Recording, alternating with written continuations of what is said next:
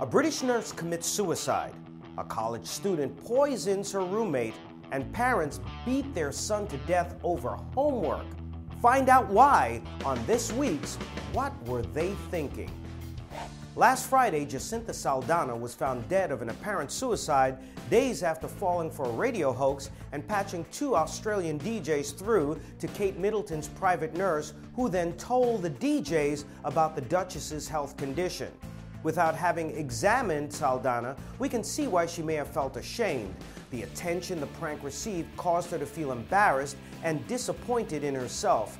But she also likely magnified the situation and the consequences in her own mind.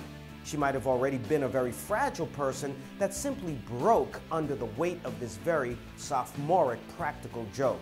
Now, those Australian DJs will have to deal with unemployment and their own public ridicule, but much worse, they'll have to cope with their private guilt for the rest of their lives.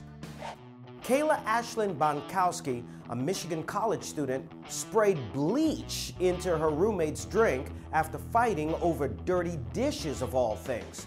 Her roommate Emily Joseph is fine, but Bonkowski may end up in prison for a long time.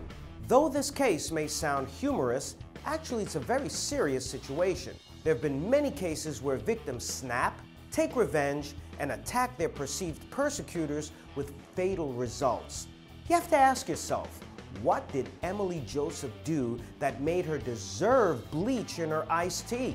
Well, as the story develops, we may know more about Bonkowski's motivation.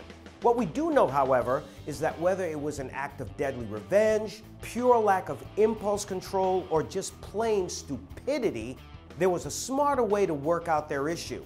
It's called conflict resolution. Talking to one another. Oh, and here's another novel idea.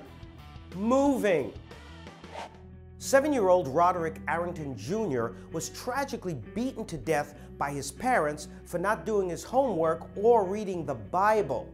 His mom and stepfather have been arrested for murder and await trial in Las Vegas. Let's dig into their possible mindsets. In looking at past child abuse cases, these parents often have some sort of personality disorder with rigid thought constructs where they hold on to child rearing practices that are totally archaic and dangerous. When the child acts out, even slightly, they see it as a personal offense and react in an overly intense manner. And parents who were abused as children find out that when they become the perpetrator, they can finally stop being the victim themselves. We also have to consider the possibility that alcohol and drugs further disinhibited already damaged and violent personalities. His parents may not have intended to kill young Roderick, but given all of the psychological factors that I've explained, you may see why they couldn't stop themselves from inflicting a horrific beating that resulted in Roderick's death.